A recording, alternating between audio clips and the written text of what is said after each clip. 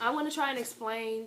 Amber Adams emailed me this morning and asked for help with playing like R&B, soul music, and things like that. So I'm going to try and explain some things that you can work on to help you with that type of music. Major 7 and minor 7 chords are like so important if you want to play that style, are so important to know. So I'm going to show you shapes that you can play. I just kind of play a little part of If I Ain't Got You by Alicia Keys, but I'm going to show you some shapes that you can play with the root on the low E string. Okay, so you have major 7, minor 7, and then major 7. Okay, and if you understand the number system, then that's just 1, 2, 3, 4.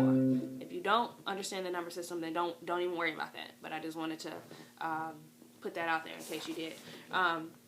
So the major 7 shape with the root on the low E string, you're going to take your first finger. This is G major 7, by the way, and you're going to put it on the 3rd fret of the low E string.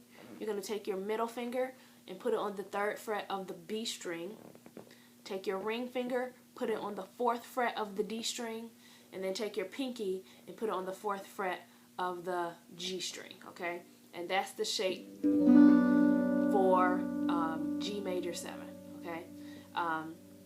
There are lots and lots and lots of ways that you can play G major 7, but for purposes of keeping it simple, I'm just going to show one way for now. And then you have, if you take this shape and literally slide it up to the 8th fret, you then have C major 7, okay? And this is a movable shape. You can play this shape anywhere with the root on the low E string. You can play it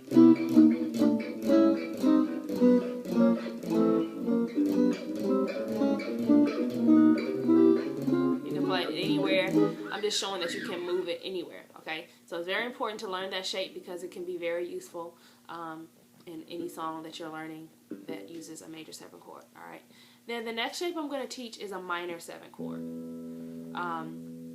And you're going to take this chord is A minor 7, okay? You're going to take your first finger and bar the D string, the G string, and the B string, and you can bar the low E string too.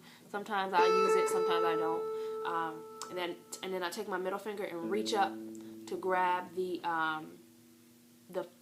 5th fret of the low E string. Okay. And I know if it feels kind of awkward, it even kind of looks a little bit awkward, but that's the way that I play that chord. And again, there's many different ways you can play that same chord, but for purposes of keeping it simple, I'm just going to show this one shape, okay? So if you take this shape and you move it one whole step up, slide it one step up, then you then have B minor 7, okay? So far you know G major 7, I got my root on the 3rd fret of the low E string. You have A minor 7, root on the 5th fret of the low E string. B minor 7, root on the 7th fret of the low E string, and then C major 7, root on the 8th fret of the low E string, okay? And if you kind of listen, you can kind of hear the Alicia Keys song. So you got da da da da da da da da da da.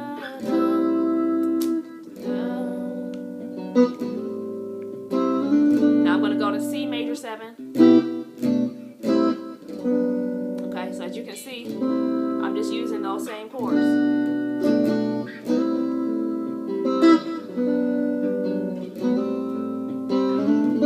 Okay, so that's just something to practice with. It's fun to learn chords, but it's even funner to put them in the context of a song, so that you can kind of understand how they work and how they interact with each other and things like that. I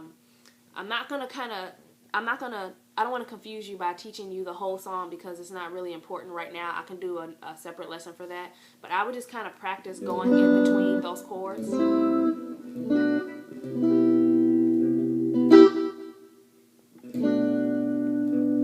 And this is a little trick you can do. If you're at B minor 7, you can walk down, just slide down.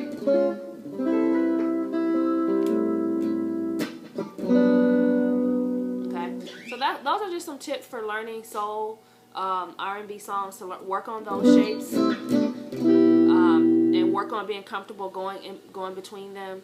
I'll do a tutorial for that song so that you can, if you want to learn the whole song. But for now, just work on that. If you have any other questions, hit me up. Good luck, and I'm excited to hear you play it once you learn it. All right, later.